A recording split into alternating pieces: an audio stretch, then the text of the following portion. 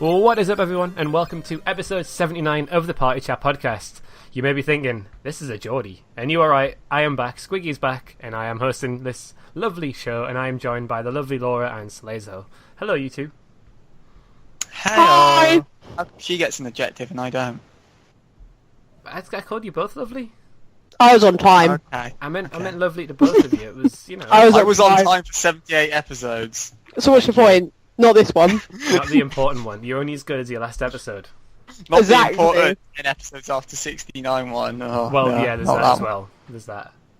But yeah, so how have things been? You know, I left you alone for 2 weeks to podcast together, and you're still here, so I'm I assuming don't think you we didn't... burnt down everything. Yeah, so there's still some stuff surviving. Yeah. I mean, yeah.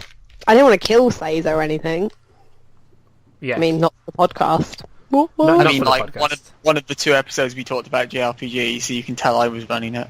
So Wow. Yeah, Yeah, it was what? just, to be fair, he let me talk about Western RPGs, so I was kind of like, well, You leave for 2 weeks and Slazo takes over with his Japanese role-playing games and everything. Yep. Oh well. So yeah, have you been playing anything this week? Any games that you want to talk about? Persona/Zelda, so I'd just be saying more on Persona/Zelda. Can you tell me a bit about Persona? Because obviously I've missed the last few weeks, and if anyone has missed the last few weeks as well, tell me what you think of Persona 5 so far, or how many hours you've put into it, and stuff like that. Because I'm quite intrigued. I think I'm at 30 hours, and I'm nearing the end of the second main dungeon. I don't know how many there are in the game, but More than I'm 2. still got more than 2. Yeah. Got a ways to go yet. I think it's usually like 7 or 8 they put in these games. Wow. No, yeah, I'm having like really good fun. Like Persona's always been really good for storytelling, so I really enjoyed the like characters in this one and the whole narrative of that you're kind of like trying to correct people's hearts, as it were, so the warped desires of people, and trying to essentially like put them on the right path by fixing their corrupted hearts. Like, it's an interesting theme, like, and it does a good job. Like, a lot of like Persona 4, for example, is very clean cut in many ways. Like, aside from maybe kanji a bit, like everyone's pretty good and above the board. Whereas in this one, you're dealing with a lot more kind of delinquent types and people who aren't necessarily, yeah, I'm Johnny Good Guy, woo. So like, I love Johnny Good Guy. The fact this doesn't have more Johnny Good Guys puts me off now. well, but yeah, no, I kind of enjoy it. Like, it's a Persona game. I was expecting to enjoy it. The combat's as fun as ever. I like the fact that palaces, the dungeons of this game aren't just random floor-generated maps now. It's an actual kind of expedition that's planned out, and you can't just beat them in one day. You actually have to take your time and plan it out and pace yourself. Unlike in old Personas where you could blast through in one day and then have like 3 weeks of just do whatever I want now, I'm done in the dungeon. So yeah, I'm really enjoying it. Like, it's a modern Persona, and it's doing a really good job. It's still got 1 or 2 stupid old JRPG flaws in it, like your party leader's dead, game over. It's like, but he can revive me, and he can revive me, she can revive me. Oh. But no, I'm really enjoying it. I'm like having a blast. Yeah, I was gonna say I haven't played this game so much for a while, but that's not true. It came out last month, and I'm still playing that. So Where would you rank it against Persona 4? I'm withholding judgment on that till I'm done. Till you're done. Fair enough. Yeah. Fair enough. It's like it's a game that, because I've obviously not played loads of Persona 4, and I did like what I played, and I'm sort of like, do I get Persona 5? Do I jump into that? But then it's because it's massive, and you've said there 30 hours for 2 dungeons. It's like Persona I games, don't have you that can time. easily put triple hours in. Yeah, I don't have that time. Like, I've been playing Horizon like since I've come back from Florida. It's because like we've had a glut of super long, awesome games in the last like few. And Mass Effect. Low like this- fans! Am I right? Sorry. Zelda, Mass Effect, Nier. If you go for all Yeah, the you said big awesome. Persona, Horizon. Like, there's been a lot in the past. Well, that's the thing, because I've been playing Horizon. I've probably played about 3 or 4 days since I've come back, and I've been back just over I did see a you week. online, like, giving it a whirl. But I'm putting 45 minutes, 50 minutes in a night, and that's all I can manage because I don't have time anymore. So it's like, well, I don't want to start playing Persona 5, which is a 100-hour role-playing game. I'll be playing that till like Persona 20 comes out or something. Well, this is why I've not bought Horizon, because I need to focus on these two. Yeah, well, I'm trying to focus on the story of Horizon, so I can get that out of the way with, and then I can do some maybe exploring, but then I can pick up another story-driven game after that. And I'm leaning towards Mass Effect to pick up for story-driven. But I don't know, that's basically what I've been playing. But, yeah, I'm still enjoying Horizon, mind. I'd still put it up there. It's not... Don't think it's as good as what I said it was originally. But I am still really, really enjoying it, and I can see why it's got the reviews it has. I think, what did I say, Rizzy? Did I say Game of the Generation? You did. You called it the Game of the Generation, because I said, isn't that a bit much? And Yeah. you were like, no, Pet! Sorry. I think I need to play a lot more of it, but from what I've played over the past couple of nights, it's not... Yeah. I don't know. Well, to be fair, like, that's not really a judgment you can make at the time. Yeah. That's kind of looking... It's like how when you ask me, like, is Persona 5 or Persona 4 Golden better? It's something I'd need to look back on and reflect on, because Persona 4 Golden had a profound impact on me in many ways, so... Yeah. It's not really something I can judge till the experience is done. Yeah. But I do like Horizon, what I've played of it, and obviously I do want to play more. I think I've only played about 9 hours of it so far. But I just want to keep sink. I do want to sink more time in it, but I keep wanting to explore more of the world. But I'm sort of right. Let's do the story. Let's do the main plot line first, and then go and explore and do side quests. Because then I can play that a little bit more casually after that. That's a classic modern game problem, that, Squiggy. The amount of games... Too much game. These games are so short, it's turned into, oh my god, I don't want to miss anything, I must search for everything. You end up collecting stuff, and it's just like, I've put 20 hours, don't know what's I couldn't get into The Witcher, because I spent ages doing side quests of The Witcher that I forgot what the main single-player story plotline was. So I come back to it, and I'm like, well, where do I go now? What am I doing? I had to go and find a frying pan, last I knew, and that was a side quest. And then I got another side quest from that, and then from that it generated another 3 side quests, and that was too much, and I just couldn't put up with it. I couldn't play it. I think that's my problem, that I need to play short games. Give me like open world fatigue is a thing that really does exist nowadays. So yeah, definitely. The thing is, everything. It's like all the big games that you really want to get round to. Even playing one gives you fatigue. I would say before it was like, because there's like 5 games out at the same time, you get open world fatigue. I get fatigue from one. I don't know if that's old age, but no, I know what you mean. Like, especially if you have more completionist tendencies, you go, oh well, I don't want to leave this undone. I mean, it's not even completionist tendencies at times. It's sometimes like you don't want to miss out, because you know sometimes those little Easter egg side quests are better than the main missions. Yeah. It's not even like I want to complete everything. It's just I know that one quest I ignore could be the classic. Well, you don't want to miss out on an experience, so you're still completing the game. And then I don't finish it. And people were like, "Why did you not finish the story?" Well, I put 80 hours in. I couldn't be bothered to get any more. And then I forgot where I was, so I had to start again. Yeah, it's like, that's the worst. It was like playing Metal Gear Solid 5, like that was open world, and I think I sunk probably 50, 60 hours into Metal Gear Solid, and again, that was at a time when I was really busy, but I spent more time exploring than just the open world. It wasn't that much to explore, but I spent more time like just walking around, exploring outposts, guard posts, and stuff like that, than actually playing the story. And then when I eventually started playing the story, it was over like that. So it's kind of one of them where if I just done the story, I would have probably been done in 20 hours. So basically what I did, yeah, because I got so sick of Metal Gear Solid so quickly, no offence, and I just wanted to finish the story. I just wanted it to end. I really did not enjoy 5. But that's not a different story, a different point. Yeah, but anyway, have you been playing anything this week, Laura? No, I haven't. No. Oh well. I played the last 2 weeks, which were... Give it 30 seconds and then she'll go, oh wait, yeah I did. Thank you. Also, thank you, Slazo. I think I played FIFA this week with you. Yeah, we did play FIFA this week. We played some FIFA Grid matches. I mean, to be fair, we had that really exciting time that you decided to stream on your Twitch channel, which you can feel free to plug now. Twitch.tv/Jodie Squires. Subscribe, follow, whatever. Well, to unplug your Twitch screen, but you decided to stream it the second day of our games, and we basically drew everyone but one. And I know I lost, and it was you outplayed me in the last game to win the little trophy. But I generally think at that point I was maybe subconsciously I just wanted someone to win one. And I thought it isn't going to be me because I played awfully. And but I basically played FIFA.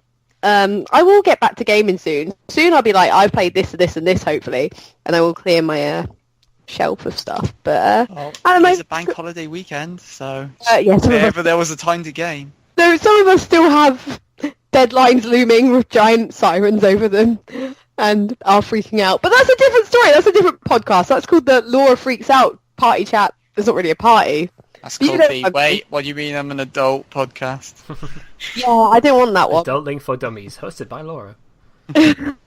Anyway, I'm actually noting that down as potential ideas. Carry there on. you go. Anyway, this is not the Adulting for Dummies podcast. This is the Party Chat podcast brought to you every Wednesday by Retro Remastered. You can find us on iTunes, not on iTunes. You can only find us on YouTube right now. I should probably change that little spiel that Soon. iTunes Yeah. soon. iTunes soon. Question Yeah, mark. I know. I think it was it 2 podcasts ago you mentioned that? Yeah, everyone. I was like, yeah, we're on YouTube and other places one day potentially. Yeah. No, so- it's. I'm looking into it. I'm researching it. I'm not really getting very far, but it's something I'm definitely looking into putting the podcast back on iTunes. So But now he's not on plane Wi-Fi. He can actually research it. yeah, So. I wasn't even on plane Wi-Fi. My plane didn't have Wi-Fi. I don't know. I assumed you got a decent plane. I didn't to even get a America. decent meal. Never mind Wi-Fi. Wow. That's not. Wow. That's not At least you didn't like get on the plane and get thrown off, despite having No. bought a ticket. To be fair, they couldn't throw me off that plane. There was only about 30 people on it, and it was about a 60-row plane. There was 30 people on it. Jesus. Welcome to Plane Problems Chat Podcast Plane- with the plane Geordie podcast. Squires. Current references. There you Yeah, go. I liked Dating it. this episode. But yeah, In let's case the date's at the bottom. So you'll find us on YouTube. If you search for Party Chat Podcast, we'll pop up there. Search for Retro Remastered and you'll find all of our videos, including Slazo's Saturday morning Switch videos, some of older stuff from me and Laura. Slazo, you can plug your video a bit later on. But we're going to jump straight into the news this week. Yes.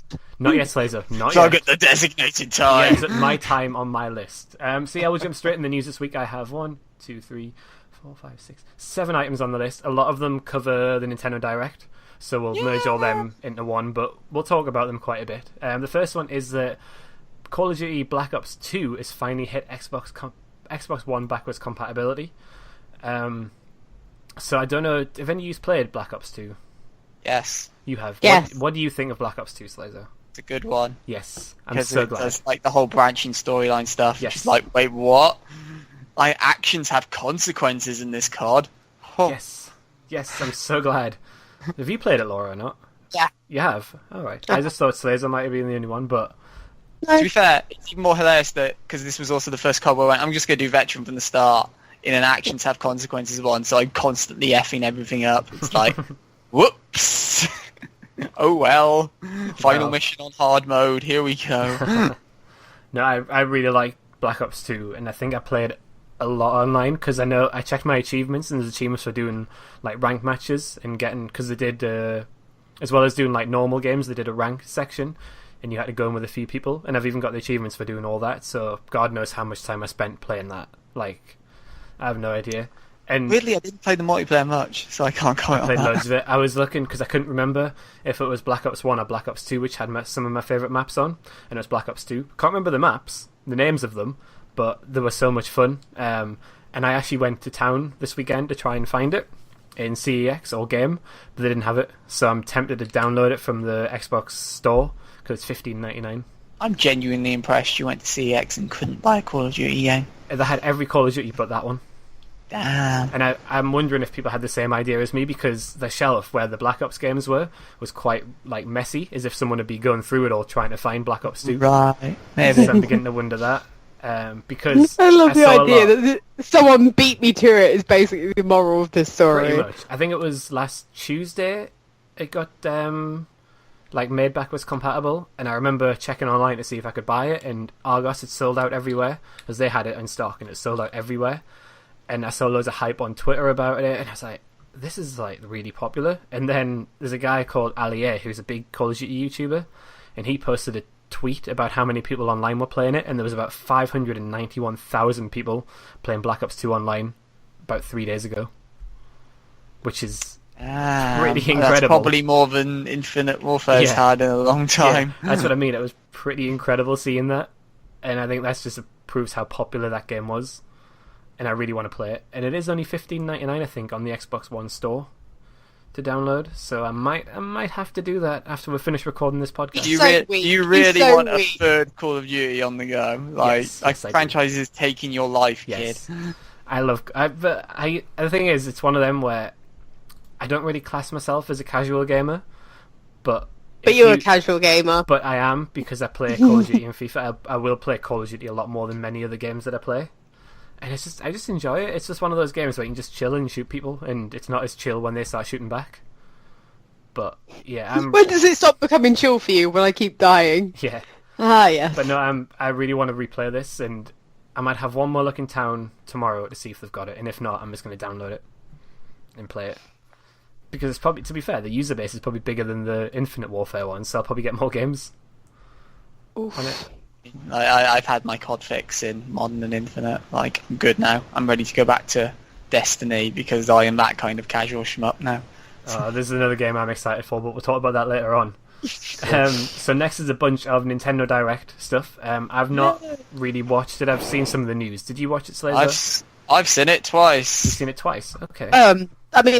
That covers us. Well, once so I could see it, and then once when I was writing up stuff for Saturday Morning Switch. So I was going to say one more time just to be extra cool. I genuinely thought that was going to say. Yeah, I thought it was going to be nothing says cool like watching Nintendo Direct twice. I thought it was going to be like me and Laura in the Star Wars trailer where we've watched it like 20 times or something. Squiggy, I've not seen it once. I don't care about it. Oh my god, I saw it. Suck. Oh, I care about the fact there might be a gay couple in it. That's cool. I watched the live stream one, and then I watched the one straight after that. They tweeted it, and then they watched it again on the live stream, and then I watched it like 4 times after that. Anyway, Nintendo Direct news. So, Splatoon 2 is being given a release date of the 21st of July. Yeah. Yeah. There's been a new game mode called Salmon Run. Yep, it's Horde. Is it Horde? It's Horde. It's Horde. It's Horde, although, okay, so I love Nintendo Direct, but both this part and the ARMS part were done really patronisingly, like, oh, that's some kind of big monster. Oh, I'll have to tell my boss. Oh, that's what it's called, a boss enemy. And I'm like, fuck off. Just, your audience knows what a Horde mode is. Please don't patronise them. No. So it's pretty much Horde mode. It's Horde mode, and it gets you currency to buy things, probably clothes.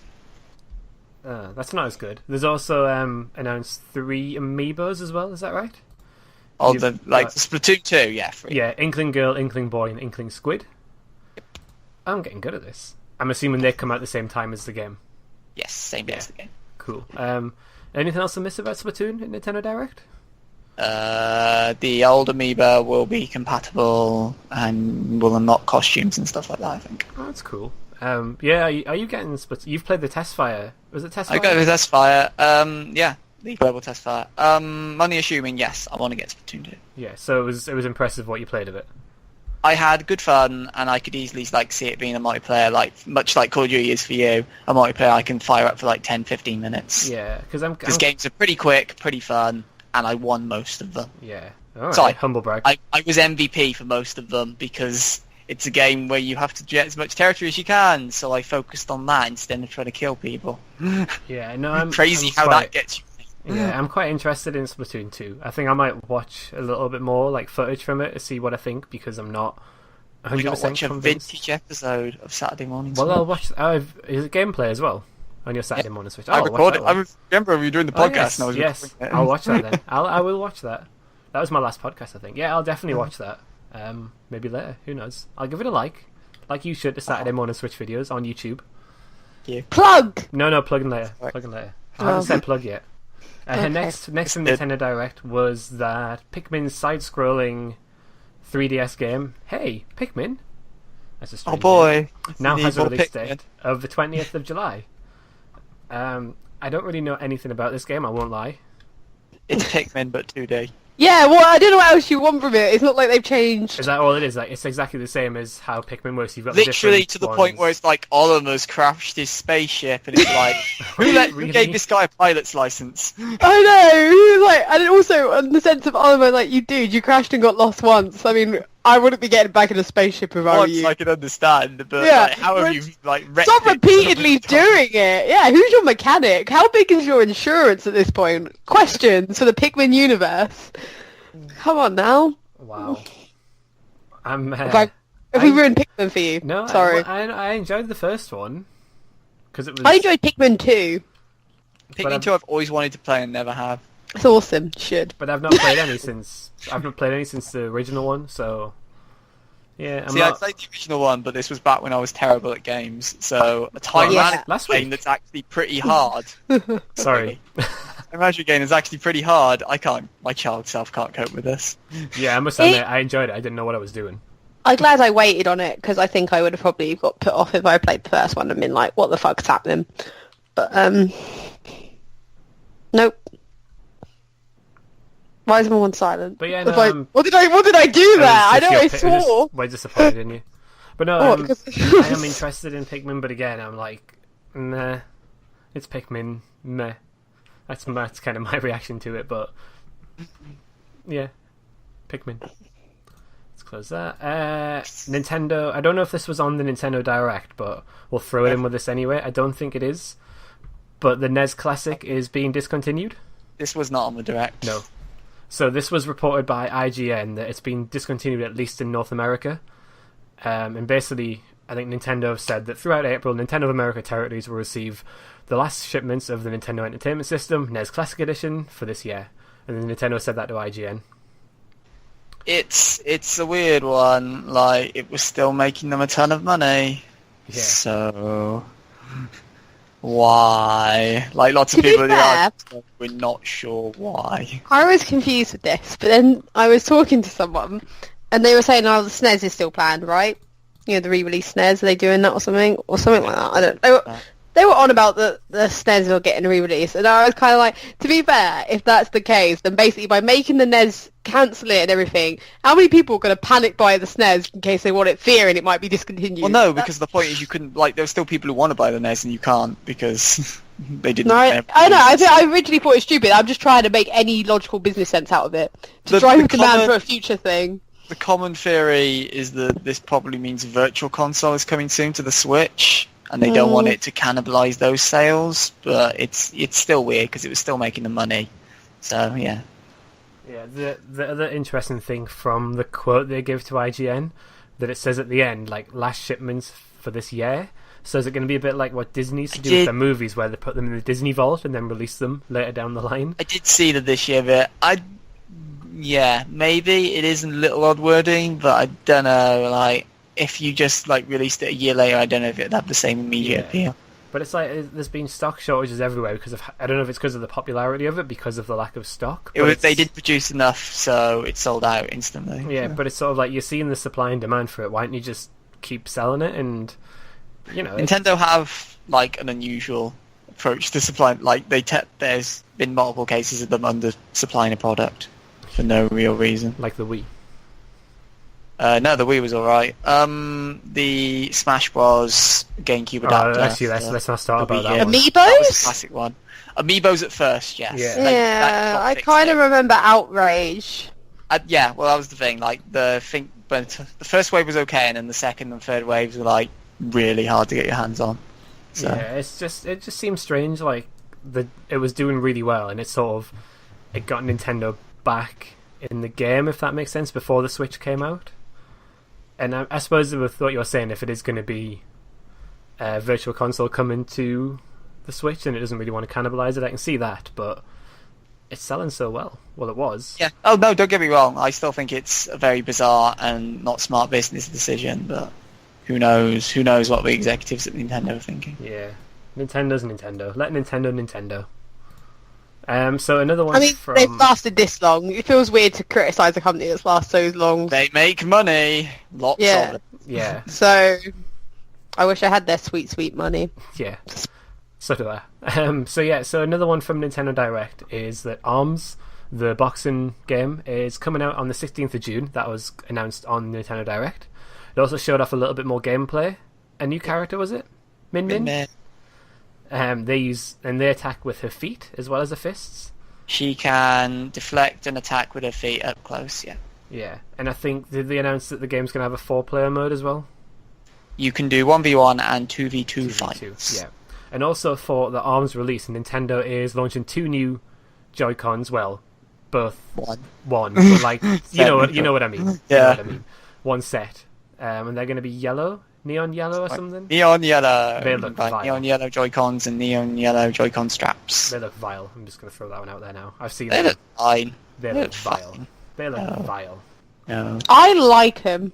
thank you. And they also announced Team Yellow. is it an attachment which extends the battery life? I think it is. AA charging dock, so now you can have a thing that puts AA batteries on your Joy-Con. I don't know whether, like, how exactly it works, like whether it runs off the batteries or whether the batteries charge the internal battery. I don't know, whatever. Yeah. I don't know how. The thing I noted when I looked at it was I'm like, so this isn't really going to fit in the controller grip, is it? Yeah. Well, I was thinking, how chunky is it going to make it as well? Like just in your Yeah, hand there's that generally? too. Yeah. Like, it's weird. Like, I think I mentioned it. Like, you have to really plan your accessories. Like, is this how I want to play? Will this work with other things I have? It's really weird. Yeah, it's a strange one. That I suppose for ARMS, I can see why they've done it because ARMS is entirely played like that, and I'm assuming it uses a lot of battery because it's swinging them around to strike and all that. But Yeah, is it going to be used for? I any think other it's games? more just because people wanted more battery options for the. Yeah.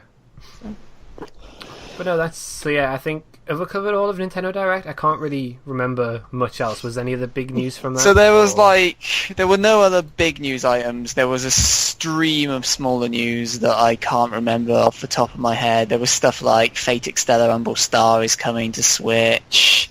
A load of release dates for stuff that we didn't already know the release dates for, so say like Disgaea 5 and stuff like that. They announced a couple of demos coming to the eShop, like Puyo Puyo Tetris demo is on the eShop now. I think I remember that one actually. Yeah.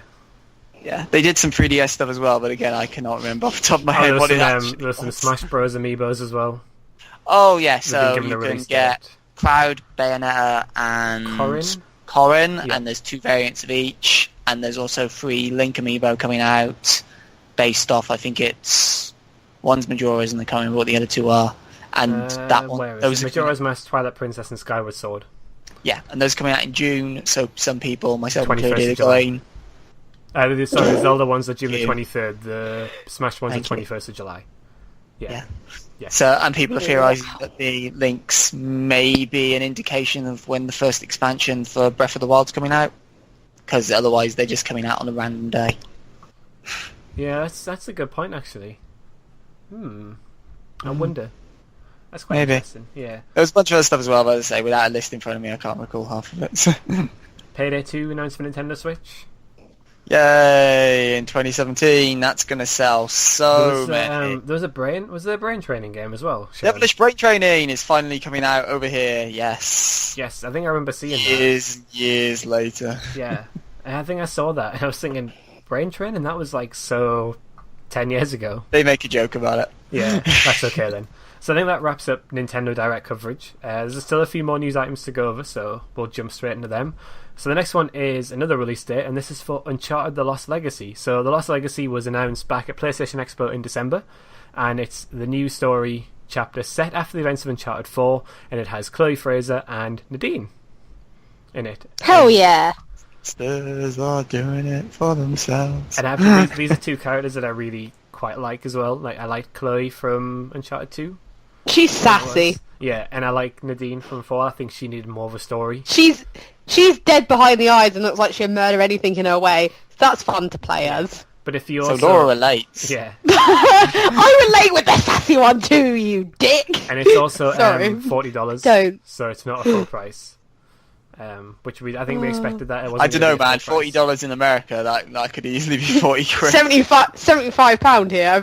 Inflation's point, gone way actually, yeah. through the roof. But also, if you pre-order The Lost Legacy, you'll get the Jack and Daxter Persecutor re-release, I think, which launched on the PS2 Oh, the for free. prequel, like the trilogy, yeah. Yeah, so you'll get that for free.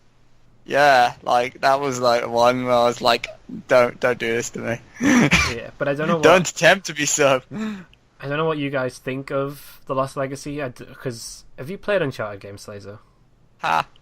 That means no. So Laura, what are your thoughts on Lost Legacy? Wait, no, yes. Tomb Raider was great. Oh, screw you sassy little...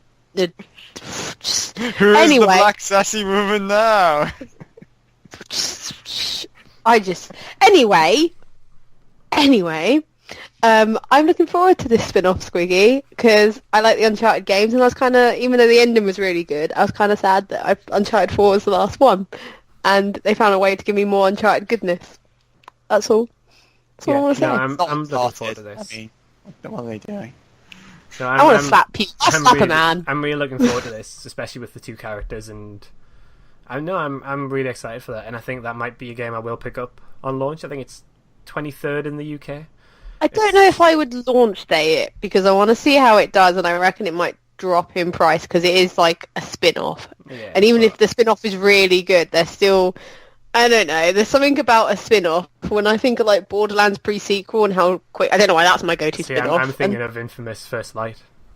Infamous spin-off I'm First thinking Light, of. that dropped so quickly, but that was kind of cheap to begin with. Yeah. A Metal Gear, that game. Oh, that one. Oh, Yeah, that one. you know the one. Yeah, that one. Yeah, we were Yeah. speaking about it earlier for Yeah, obvious reasons The that good will come one. apparent. Yeah, the good one. Oh, not the good one. Shut up. Yeah. That drop. Just them sort of games sort of tend to drop in price quickly, so I don't know if I want to commit on launch. Yeah, but I'll definitely be picking it up. It's Uncharted. I love Uncharted. I like the two main characters. The settings that they're going through look really cool as well. I think there's a lot of new ones that haven't featured in the 4 Uncharted games before that, so it should be good. I'm looking forward to that, definitely. And another game I'm looking forward to. Are you ready for this, Laura? Are you ready? Slazo's out. Slazo knows. I know what is it. Oh my god. So I'm this just past switching this off past, for the next 5 minutes. 5 minutes. It's gonna be longer than 5 minutes. Oh, My card. So this past weekend has been a thing called Star Wars Celebration in Orlando, the home of WrestleMania. Not the home of WrestleMania, but an anniversary as well. It's a special yes, Star Wars celebration. 40 years. 40 years. Yeah. 1977 was the release of the first Yeah. film, A New Hope. That Yeah. revolutionised Yep. cinema So- and I. Yeah, whatever, Laura. Sorry. I don't care about that. So basically, at Star Wars Celebration, they do different panels on different things. So movies, TV shows, theme parks, and video games. And whatever day it was, they showed off the new trailer for Star Wars Battlefront 2 and give a lot of details about it. So Yeah, well, they started with a teaser. Can we just say the teaser was enough to give me the palpitations? teaser had me going. Did you say palpitations or palpitations? Palpatine. I was having Palpatine, as in I was fighting the darkness inside me. The worst part is Slazo has no idea what we're going on about right now. Those jokes, it's amazing. Sorry. So yeah, Carry so on. basically, Star Wars Battlefront 2 has a single-player campaign. The first one didn't, and this one picks up right at the end of Return of the Jedi, and basically it takes place in the gap between the destruction of the Death Star and the start of The Force Awakens. It is a canon. It's not a canon. It's canon to the films, and the majority of the story is told from the perspective of Eden Versio. And that's probably not how it's pronounced, but that's how I'm going to pronounce I it. was like, she sounds like the long-lost member of the Assassin's Creed. Yeah, she is, yeah. Yeah. And Jesus. she's a leader of an elite special forces unit of the Galactic Empire, and they're called the Inferno Squadron. So basically, her and her team are like a mix of a fighter pilot and like a soldier. So they're good in the air, they're good on the ground, and stuff like that. And I'm not going to lie, it just sounds so cool being able to play like in between those movies to see what sort of happened. It does feel like, I mean, this was obvious. I think we even had the discussion on this podcast, how when we were playing Battlefront, you could literally see how they set up the sequel to be bigger and better, and there was really easy ways to make it better. Yeah. And one of them was the campaign sort of idea, you know, because that's what the first one lacked. And it's like, not only have they given a campaign, they've given you like this epic, unexplored campaign that's canon. So you're, yeah, it's great. I can't remember if they made The Force Unleashed not canon. I feel I'm going to Google that. I don't think that was ever canon for some No, reason. there was a time where, because this is when it wasn't owned by Disney. Yeah. So but Disney come in and they declared, like they confirmed what thing. But I can't remember if they stripped it of its. Yeah, but it's quite cool that you get to play as a non-Jedi sort of thing. Like in those two games that you're on about, obviously you played as a lightsaber wielder, whereas in here you're playing as someone who basically can pilot and shoot, and it's quite cool. I think it's quite cool that you're sort of playing as on the Empire side, but again, they're not really described as a villain. They're sort of Yeah, well, that's what the Star Wars universe has benefited from throughout research. But the prequels mostly did it, and then it's knocked on effect that they blur the perception of good and evil to make more realistic characters. yeah, like Like she just the wants whole- to avenge the death of the Emperor, which is fair enough. Yeah, but pretty much. apparently And also, as well. I found out Disney they were canon, and Disney made them uncanon. Well done, Bob. Well done. Yeah, Um, I kind of like them. not for me, canon wise. But also during the story, you've got the chance to become hero characters. So I think they teased in the trailer that Luke Skywalker in his Return of the Jedi outfit. So I don't know if they're gonna have. I don't know how they're gonna do it. I don't know if you're gonna have sort of flashbacks maybe to do it. I'm not sure. I don't They could really do know. they could do parallel. We don't know how long the campaign covers in terms of time frame. Yeah, So it could be like you start here, then the next mission you're like 2 years on, and it's like a knock on. You don't know if Yeah. that makes sense. but then, but it just looks. It looks so much. It looks so cool to be honest. It's a cool idea. At the moment, obviously, they've just shown us all the glossed up stuff that makes us all thing. But if they deliver a fantastic game, I mean, it's the Battlefield engine still. You know what I mean? It's Yeah. a game they should be able to deliver. I'm excited. Yeah, but also with the campaign, there's a new planet called Vardos, which is an imperial utopia which they've created specifically for this game, and basically it's where children of the Empire grow up in peace, and sort of that's where they train them to become soldiers like the protagonist from this game. But yeah, it just looks so much. It's just so much fun. We haven't even started talking about the multiplayer yet. I mean, they've added, and it's got all the modern films in. It's got basically it spans the entire Star Wars universe of the main movies. So it's nothing from Rogue One, but it's got the prequels, sequels, and the sequels. That's what I'm calling them.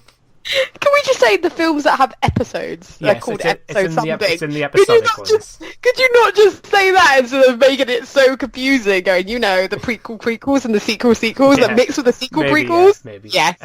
But it also has all the hero characters from across all eras. So you've got Rey, Darth Maul, Luke Skywalker, Yoda, Kylo Ren. I'm assuming Han Solo is going to be in there again. Obviously not in his Episode 7 state. Yeah, I mean, I went there. I don't know why I brought that up. I don't want to be emotional. I'm sorry. But yeah, so they've also said that the way that you become a hero or pick up vehicles is going to be a bit different from last time. So you just have to pick up a random pickup sort of thing last time, and it would put you in a fighter. So now I think they're going to change it. I'm not really sure how, but it makes it a lot better, I think, instead of... Because I found quite a lot online. People were just running to where the hero pickups were. Get shit. Yeah. Go nuts. Yeah, but no, it definitely looks cool. I think there's like 3 developers working on it, isn't there? Yeah, there's something like that. There's quite a lot of people. Criterion are doing multiplayer. I think is it Motive? Is it Motive? I think are doing EA the story? Motive. Are they doing the story? Because they were working on another Star Wars project, weren't they? Or was this... I think this was the story for this. Okay. And I think there's another one, but I can't remember them all. But they're definitely going all out on it. And if it all comes together, it's going to be one of the finest Star Wars games ever, I hope. Whether it is or not is another matter, but no, I'm definitely really excited for this game. I got Star Wars hype as soon as I saw the trailer. I'm assuming you're the same as well. Yeah, well, the teaser was enough, and then the trailer, and then the trailer for the actual movie, then the trailer for the new the 4th season of Star Wars Rebels made me want to play something, and then Force of Destiny trailer. Literally, basically every trailer has led me for Star Wars hype, which I can really channel by playing a video game. So, yeah. I was thinking the other day I had a Star Wars video game to play and I can't remember what it was. It's really bugging me now. Is it called Star Wars Battlefront on your PS4 because you paid for it from the shop? Oh yeah, I have that, but I have no PS Plus. That wasn't that. Oh well. But anyway, we'll wrap this Oh, part it'll up. come back to me. So Battlefront 2 is being given a release date of the 17th of November, and I'm not going to lie, I'll be playing that day one. No doubt about it. I'll be on there day one. So, this was going to be the end of the news, but something else just sort of caught my eye just as we were finishing off there. Is Slazo here now? Slazo, you can come out now. There we go. We're woken him up. Yes. So- Anakin Walker, my favourite. Yeah, I yeah. love Kylo Vader. Kylo Carry Laura. on. So anyway, this is just something. It's not really. It is kind of news, but it's not like big. I suppose it is. But basically, last week, Peter Moore bid farewell to the video game industry. He's moved from video games to become CEO at Liverpool Football Club. Yes, and we respect him dearly. I just thought it'd be something to mention because he's done obviously quite a lot in the video game. I'm surprised this wasn't in your news already. Yeah. Yeah. Well, I didn't really want to put it in because I didn't really know how long we could talk about it for. But yeah, So it's a weird one for me because I think he was always like the chairman of companies, like in periods where I didn't care about them. So like he was like one of the Microsoft guys before I really got the 360 and became into that. And then when I did, he was in EA talking about FIFA, and I'm like, well, I don't care about that. Yeah. But I always kind of respect, like, he was always an interesting individual, and I did respect him. Like, he always seemed, like, there were so many people in this industry, you're like, oh god, not this guy talking again. Peter Moore was never one of those. Peter Moore was always someone you would listen to, even if it wasn't necessarily something you were interested in. Yeah. Like, he commanded respect. Yeah, it's just the way he came across as well. He's one of those. He just came lovely. across as like, he's really lovely. Yeah. Yeah, but that's sort of said in his thing that he posted as he was leaving, and he sort of said that he was just the front man for all the achievements. Yeah. That everyone's done, and he seemed really like humble and sort of just happy to be there, and he would do things for the team, like get a tattoo of Halo 2 on his on his arm. But then I'm sure he came out of the EA one with an EA tattoo, like a fake one, on his other arm, like as a joke sort of thing. He seemed to like make fun of himself, if that makes sense. Yeah. And he very much like had a laugh with it. Like. Yeah, and I think it is going to be a big miss to the video game industry. I don't really know what he's doing at Liverpool, to be honest. I don't really get it, but I suppose if you're a big fan of Liverpool Football Club, like I think he is, it's one of them where you I'm assuming his times at EA have given him plenty of connections in the football industry. Yeah. So that's the thing. But yeah, he's definitely a miss, and it is going to be it's going to be weird not seeing him on the stage at E3. Is EA going to E3? Is that confirmed? I thought they were doing EA Play. Just maybe not. Yeah, they're doing EA Play again. Yeah. No, but I mean, like, it'd be weird not seeing him sort of on like keynote speeches and stuff like that. Yeah, it's going to be strange, and it'll be interesting to see who takes over at EA because he sort of made the sports interesting to people who weren't interested in sport, just because it was him and some of the jokes that he made and the way, like you said, commanded the stage and stuff like that. So yeah, it could be interesting. But no, I do like him, but I didn't really want to put it in the news because I thought we could probably talk ages about this. But yeah, it's definitely gonna be a miss, and yeah, I don't think there's much more to say, really, is there? He was a good guy. Yeah. Best of luck in your future endeavours. Pretty much. He was John Laurinaitis them, but yeah, pretty much. No, I do like him, yeah. Best of luck, Peter, and hopefully Newcastle beat Liverpool next season and the camera cuts to your face looking disappointed. Newcastle, sorry. Got that out of the way. Nice. So yeah, that's the news wrap up. So we'll move on to games coming out this week, some important games anyway. So Dark Souls 3 Game of the Year edition is coming out. It's Dark Souls. It's Dark Souls. Yeah. It's important for some people. It's Dark Souls. Yeah, people that are good at games. So that's why you're not buying it. Got it. Pretty much. I don't deny it. I don't claim to be good at games, unlike you two and your fragile egos. I think it's a guy thing. Carry on. I am good. Okay. Next on the list is Siberia 3. Wait, are we just moving right? Oh, okay. Yeah, we're moving on. See, fragile egos, people. Fragile egos. What do you want to know about it? It's Dark Souls. It's got all the original game and both DLC expansions. What was the DLC for it? Couldn't tell you. Haven't got a clue, Slazo. I didn't get that far. Yeah. Cool, I guess. Yeah, it might be definitive. Do you want to know more about Dark Souls 3? No, that's fine. I wouldn't want to push you to research. No. There was dynamic lighting and particle effects. Nice. Yep. Wait, is this only in the Game of the Year edition? I don't know. Or is this in the original? Probably original edition. Oh, I love the fact he's just googled it or read the first lines of the box. Dynamic lighting, you said. Yeah, it's the box art is quite cool actually. It's got a guy on it. A guy. Does it have the logo? It does. Yeah, does it take Dark Souls 3 on the box? Because whoa.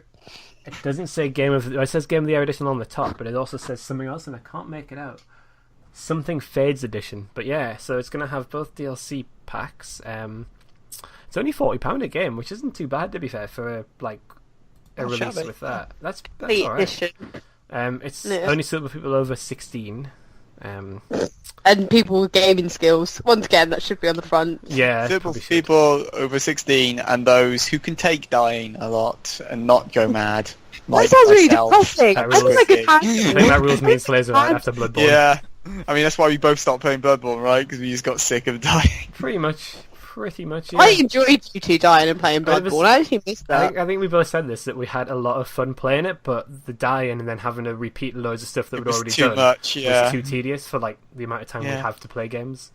Yeah. If I could sit there and just play Dark Souls for or Bloodborne for a month straight and not play anything else and not have to worry about anything else, be fine. I'd enjoy it. Let's put it this way: I happily watch other people playing them. Yeah, I will happily do that because then it's their suffering, not mine.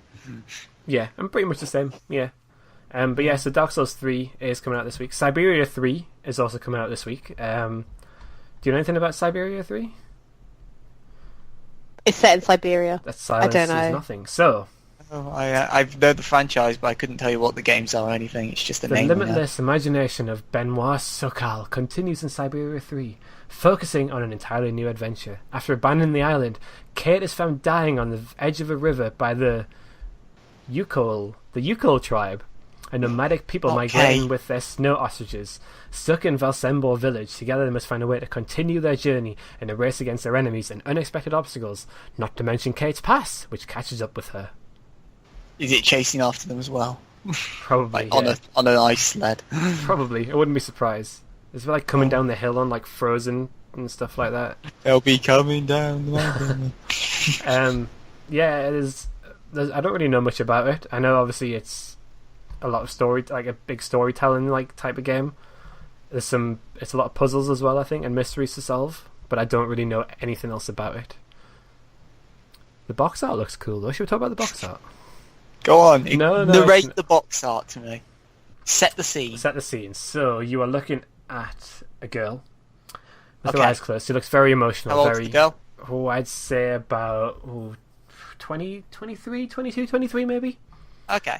And she's looking sort of... I don't know if she's looking in love or she's got wind or something. Got wind. I'm not really sure. Got wind. Really? And that's the main scene of the box. And then in the background is sort of a little town and a village, which may be the setting of the game, the Valsembor village. And it looks quite peaceful, to be honest. It's very peaceful box art. Okay.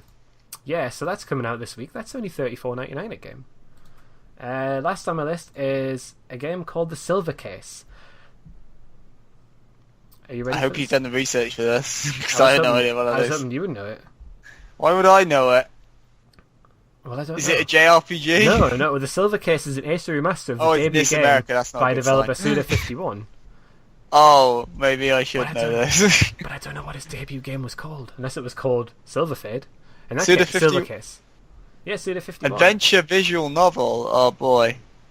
Okay.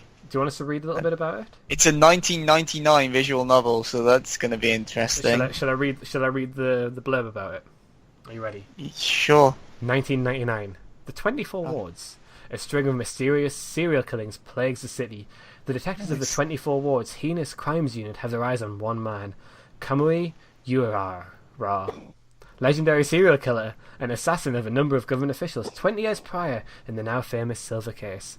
However, nobody knows who or what Kamui really is. Has he really returned? Who is this infamous serial killer? Find out more next week. If you want visual novels, this could be pretty cool. I'm not sure how much gameplay there is, but hey, in case you haven't got enough visual novel goodness right now, what with all of them. I'm not going to lie, I'm looking at a few of the screenshots. It looks very, very dated. It's almost like it was a game made in 1999. Yeah, it looks very... Yeah, so that's a game roundup. Bless me. That was such a cute sneeze! Oh! Keep this in. This is entertaining. I can't bother to edit that out. I've got to find it. Oh my god, I want the sneezing podcast with Geordie Squires if they're all that delicate? Like, at all. So, We should just redo the opening to be a two, a two, a two, a two, a two, a two, a two. 79 times for the I would podcast. listen. I would download that as my ringtone. Every time I got a text, at all. And that God. So anyway, let's get this podcast back on track. Slazo, we finished the news, we finished the releases. What time is it? I don't know, Squiggy. What time is it? It is plugging time, so plug your video, Slazo. Oh man, it's not. It's only a sec. It comes second to that beautiful sneeze. But yeah, the Saturday morning Switch. The newest episode is now in the wake of the Nintendo Direct. I look at the schedule of games coming out from spring to summer. So we cover April, May, June, and July. Everything from recent releases like Lego City Undercover to Mario Kart 8 and Puyo Puyo Deluxe to stuff like ARMS and Splatoon 2. So if you're sitting there going, what's coming out for the next 4 months? The Switch doesn't have games. Yeah, it does. So check out the show to see what is coming. There's, I think, like 20-odd games or so, and a lot of them are quite interesting. And if that doesn't whet your appetite, next week we'll be talking all about ARMS. We learnt a bit about it in Saturday Morning Switch, but the game has been demoed at Insomnia 60, so I'm waiting for that event to come to an end so I can look at all the impressions people say and do kind of more of an in-depth look at ARMS. So that's coming next week. And then the week after that, it's probably Mario Kart 8 Deluxe, because Mario Kart 8 Deluxe will be out by then.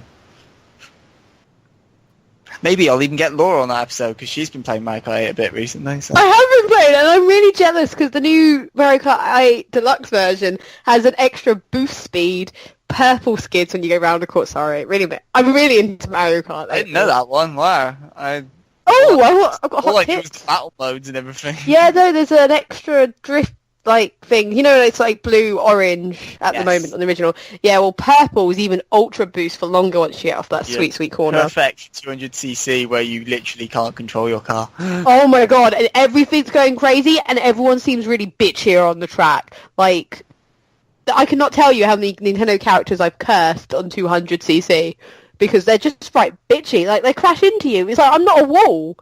This isn't bowling, and I'm not your bumper. I've played other racing games.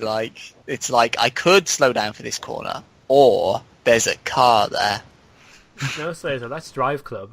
Again. That's and again. every racing game, Squiggy. Yeah, but it's That's normally, every racing game. me that you crash into. Yes. Yes, that's the problem. Penalty is irrelevant if I'm in front of you.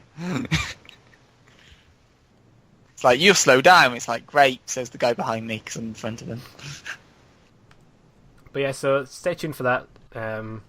Last week's one I still need to get round to, and obviously check all the other ones out on our YouTube channel. Just search for probably Saturday Morning Switch or Party Chat Podcast. Search Saturday Switch, or just go to the Retro Remastered YouTube channel, and they're all in a convenient playlist, all 14 episodes. Yes, that's good. Because do you know the YouTube URL, Slazo, off the top of your head? There we go. YouTube.com/retro remastered. No, It it's was. Not that. No, Laura. Good try. No, Laura. Good try. That doesn't I've work. changed it. Yeah, no, you Wait, haven't. hang thought on, you hang were. on. Let me scan my memory banks. Yes, it's youtube.com/channel/UCG14WZTTYDHMOQY9ESO. No, I've missed an S. Shit, it's gone wrong. Slazo, what was the fourth character? The fourth character, P, because it's HTTP. Okay. So anyway, thanks for that, Slazo. Let's move on to our final segment of the show, the topic of the week. So, with Star Wars Battlefront 2 story being sort of a brand new plotline set in the Star Wars universe, I thought we could sort of and explores obviously different parts of the Star This Wars topic of the week story. is Star Wars, I swear to God. Yes, I thought we'd talk about Star Wars. Yes. We're gonna talk about the real shit. Star No, we're not. Wars. So I thought maybe we could talk Oh. about sort of plot points that we'd like to see explored from games. Maybe we've played a game and sort of thought, I'd like to know more about this backstory or that backstory. An example for me is that Metal Gear Rising, which was the hack and slash Metal Gear Solid game that's focused on Raiden, was supposed to be a story about how Raiden became a cyborg between Metal Gear Solid 2 and Metal Gear Solid 4. You might remember, if you've played it, that Metal Gear Solid 2 you had the long blonde hair, Oh, yes, yeah. and then in Metal Gear Solid 4 he was that beast, the machine. Exactly, And yes. that's basically what Ryzen was supposed to... Shut up, Slazo, with your sarcasm. Yes. And basically that's Quite. that's what Ryzen was supposed to be all about, like how he became that cyborg, but it didn't happen. I think they changed the story to take place after Metal Gear Solid 4, after he changed back to a normal human, which makes no sense. But anyway, yeah. So that's a starter for you. So take it away, you two. Can I go first? Yeah. You gave me an idea before. I really want more stuff set in the Gears of War universe, but not like the immersion. We googled this before, and I can't remember. The Pendulum Wars. I want more Pendulum Wars stuff, because I don't mean to steal and go back to Star Wars, but you know how like they always went on about the Clone War, then you finally got to see the Clone War, and I really like the Clone War. Suck it, prequel haters. Yeah. I kind of feel like it would have the same power, finally seeing the war for yourself, being on the ground in it, you know, stuff like that. I'm cool for a game set in that war. Generally, I was trying to think also, because you gave me the Gears of War one, and you shouldn't have suggested that, because you know how my mind works. You know how my mind works with Gears of War, like the potential of more Gears of War makes me want more Gears of War. I'm always about the Gears of War. But I was trying to think, of games that I would want, like, and I was coming up with Borderlands, but then I realised my two favourite characters in it, two of my favourite characters that kind of already had that done. Like, I was thinking Handsome Jack had that done with the pre-sequel, his Rise to Power, and obviously we got to see him after his death in Tales of the Borderland. Spoilers, sorry. That's a terrible spoiler warning. And I thought about Claptrap, but he's also explained. But then I thought, you know what? Tiny Tina, her little world. I was trying to go that way. That's the one I got. And Slazo doesn't like Borderlands, so he has no idea what I'm on about. I know exactly who Tiny Tina is. Christ, I'm not that dumb. Oh, yeah. Well, I was thinking more there, how she ended up where she did. I mean, she's like a child. I'd say why not Moxie, whatever she was called, but I think she already had DLC. She already had a DLC, right? Yeah, Tiny Tina's DLC was her basically making us play a giant board game, which... so it's the Futurama movie. Got it. I've just realised that. Shit. Yeah, so I'm kind of there, but you really shouldn't give Gears of War, because I'm kind of in the middle of writing an email now to Epic to be like, hey. You took mine, because I really want to explore that, because they talk about the Pendulum Laws quite a lot, and you see a few flashbacks to it in the different games, but you never really see a there's no fully fledged thing. And I think it'd be quite cool to sort of see like Marcus in the Pendulum Wars, because remember he was ended up in prison, didn't he, at the end of it? So it's sort of like, how does that happen?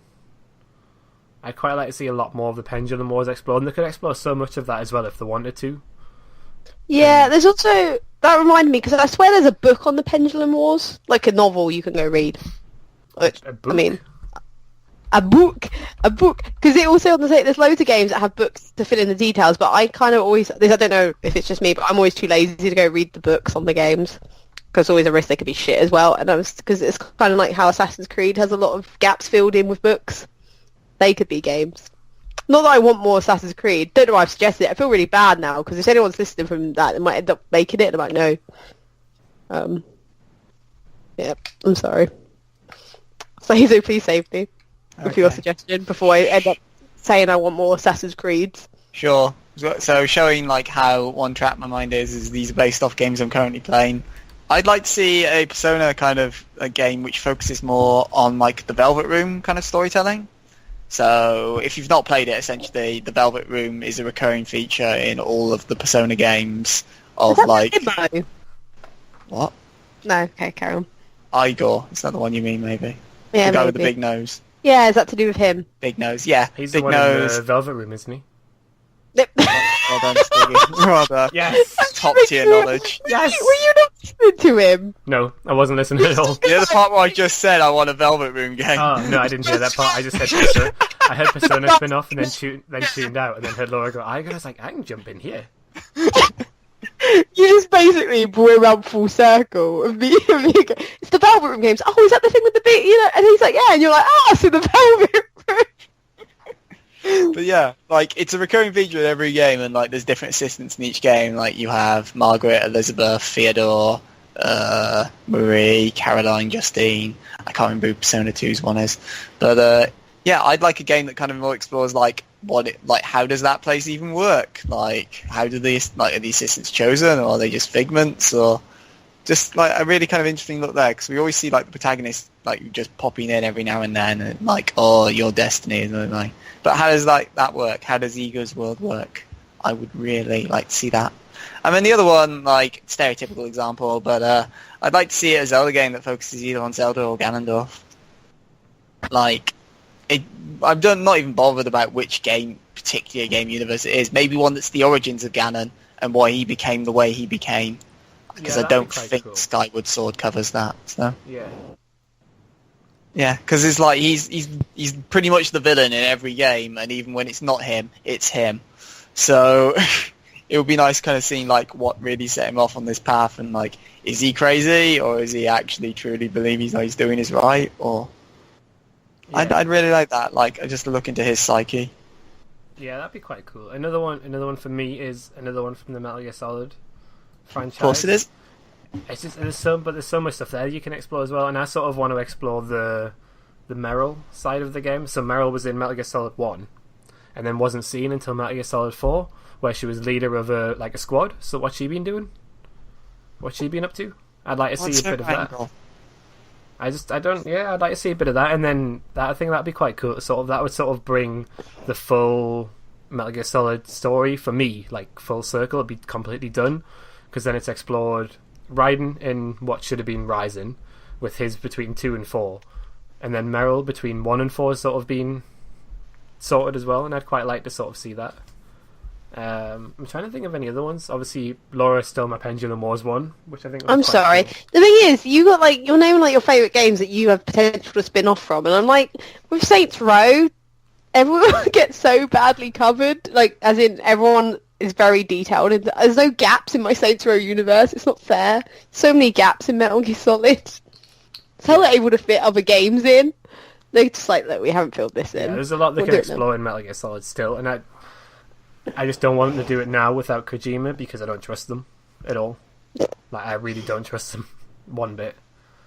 I'd like to see maybe a part that explores a bit of young Nathan Drake. You get that teased a little bit in Metal Gear Solid, not Metal Gear Solid, in Uncharted. So you just can't get it off your brain. Uncharted 3 and 4, I think it's explored in there. And I'd like to see them do like a fully fledged one on that, just to explore, because he explored from a young age, and obviously his relationship with his brother. You play the part where he loses his brother, I think it is, in the prison. Is that right? In Uncharted 4? That so is I'd like correct. to see like maybe like a build up to that, and a bit more story based on what that from his brother, how he got to meet up with him again, and the whole that's explained quite a bit, but it's more. It is explained. I don't know. It's more how like Nate and Sam get to that part, like the backstory to that sort of thing. I'd like to see a bit more of that. Maybe explore like a younger. Did they ever do how Sully and Nate became friends? I think they did it in a flashback, but Sully before. It's in a flashback in 3. Yeah, but have we ever seen Sully on his own? Because I assume in his younger days he was quite. I don't think so, but then that's the thing. There's a lot more to explore there. Like, I think the new pack's going to explore a bit more of Chloe and Nadine, and maybe have some flashbacks in there as well. But you can explore a lot of Nadine's backstory, and Chloe, and even Belena's story as well. So there's a lot there to go from in that. But yeah, I like to find out more about characters that have been like built up quite a lot. I like to find out more of their backstory as well, which I think is quite interesting. I don't know what you guys are like for that, but that's why I enjoy the Metal Gear Solid series, because it explores the origins of the whole sort of everything, if that makes sense. It explores the origins of how Solid Snake was even born, with Big Boss and L'Enfant Terrible and stuff like that. It depends, I think, for me. Like, I don't want it, like, if you're going to spend like now we're going to spend like 10 hours on this character, and if I don't care about that character, why am I still playing this game? Because I don't care about them. If you like the character, you get the detail. But if there's ways either through audio logs or like side quest stuff that lets you more explore characters, so you can go, yeah, I'm interested in this character's narrative, then sure.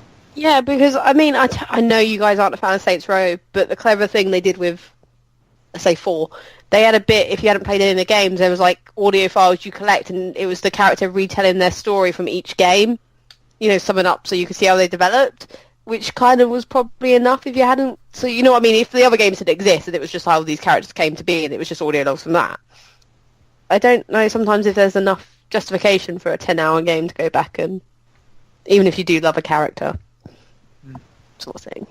Yeah, it's another one where you could explore like the location. So in Bioshock, in Rapture, you get to hear about how it went crazy through all the audio diaries and stuff, but you never get to see it, and I'd quite like to see it as well a little bit. So you explore Rapture before it all goes messed up in the DLC from Infinite, the Burial at Sea collection. You get to explore Rapture before it goes crazy, and then obviously you explore Rapture after it's gone crazy in 1 and 2. But what about the events leading up to it going crazy? I'd like to sort of explore that as well. I'm quite I get interested in that sort of stuff. It doesn't appeal to everyone, and I can't imagine many people would probably care about it. But I kind of want to explore that as well. I think another one, like thinking about it, like going through my complete games list. Another one I'd like to think about. So, warning, spoilers for Life is Strange. I'd love to explore a bit more about the relationship between Rachel Amber and Chloe Price, considering spoilers, you find out Rachel's dead, so and has been dead for a while. So it would be nice to kind of like, because even in the flashbacks you don't really tend to see her, like barely at all. So it would be nice to look into that dynamic. Thanks, Laura. That was your playthrough only. It would be nice to look into like the dynamic between those two, and also like kind of more into the Max and Chloe dynamic, which was explored a little bit from their childhood. But no, it was like Rachel Amber was this character who drove the narrative for a lot of the story. It would be. You didn't really. There was no payoff in some ways. The thing is, though, how do you do that without it just being kind of, because the whole point is the whole Life is Strange is the whole time thing that doesn't kick into a certain Yeah. So going back to the Rachel time, is it just a normal high school storytelling game that doesn't have time? Yeah, is it more a visual novel? No, I'm saying what's the control mechanic? What's the gameplay? I'm not on about the time controls and that. Is it just kind of very? I mean, you could still do a Life is Strange game just without the ability to rewind. Yeah, that's what I'm saying. Is it basically but is it just basically going to be like a? Or maybe Rachel had the ability to, but never told anyone. Oh God! If they did that, I'd like flip a table. But I'm just wondering, what is it basically then? Just going to be a visual novel with dialogue options and stuff? Is that basically you take away that? You mean like a normal Telltale game? Does it become a Telltale game? Is that basically my question to you? Does it? Maybe. Okay. I know, it was just like she was the one, like she was a big character and she was never really explored a lot because she was already dead. So. Yeah, I get that. It's a nice little thing. I just curious. That was all. Okay. That's a bad choice of words, but I was just intrigued. You might say, "Bye, Curie." No, we won't do that. No, that's wow. Should we send that there? No, because have you got any more, Laura? I feel like I don't want to end on that because then it's like I've got to answer questions about Life is Strange. I looked at my shelf for inspiration and all I can see is Pez, FIFA and Drive Club. I want a game set in that universe. Gay games. So, yeah, I mean, you said about, no, it's fine. I was thinking Infamous has been done. There's no characters I really care about in Infamous either to have a universe, and I don't know what Infamous First Light was actually, what year that was set in compared to the Infamous universe with Desmond and stuff. I mean, there's more stuff there if they want to do. Before the third one, and it was quite good actually. I enjoyed that, like exploring a different character. It's kind of weird though with like Infamous, because I say Infamous, but it's kind of already because Desmond has his games, and I can't think who the protagonist is in the one that's on PS4 and was exclusive. Not the First Light, the one that was spun off from. I can't even think who that was. You know who I mean? I don't even know what you're talking about. You know the main Infamous game on PS4, not the spin-off First Light, the one... Second Son. Yeah, Second Son, yeah, because that kind of that's a different time zone of the original universe and everything. Yeah. So I'm kind of thinking, when is it really a spin-off now if I just want another Infamous game in that universe? Because it's like, they keep changing the protagonist anyway. And the times, and yeah, carry on. No, Sorry. I've got nothing else. Have you got anything else, Laser? No, not really. I mean, I'd love a Metroid game that explored Samus's backstory. It's a shame that's never been done, ever. No. I would just like another Metroid game, to be honest. Other M, don't know what you're talking about, mate. That never happened. I would just like another Metroid game, don't even care about. But you got one, Fed Force. I like a good Metroid game.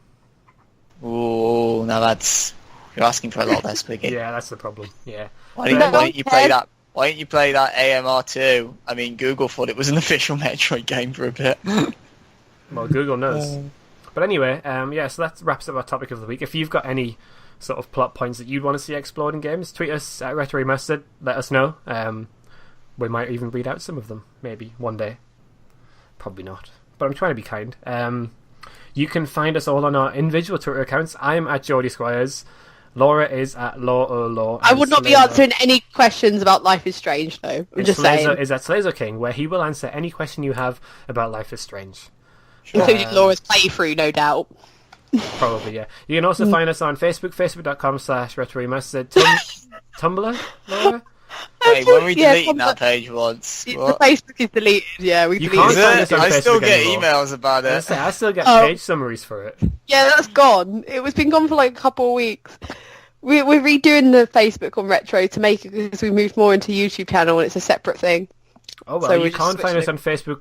But you can find us on Tumblr at the Retro Remastered. That's about it, really. Laura just ruined my outro there by... I'm sorry.